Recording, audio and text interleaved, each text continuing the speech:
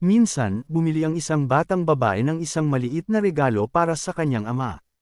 Pagdating niya sa bahay, naghanap siya ng papel na pambalot at pagkatapos ay binalot ito ng magandang iregalo sa kanyang ama.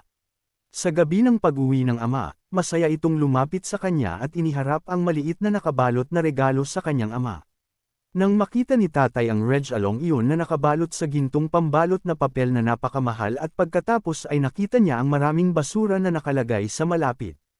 Nang makita ang ama na ito ay nagalit dahil ang pera ay mahigpit at hindi nila kayang bayaran ang anumang basura.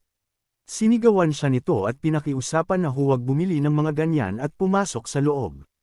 Nalungkot ang batang babae, gayunpaman, pagkaraan ng ilang araw, muling bumili ng regalo ang batang babae para sa kanyang ama at sinabing, para sa iyo ito tatay. Nahiya si Itay sa sobrang reaksyon niya ilang araw na ang nakakaraan. Masayang kinuha ni Itay ang regalong iyon at binuksan ngunit laking gulat niya na wala itong laman.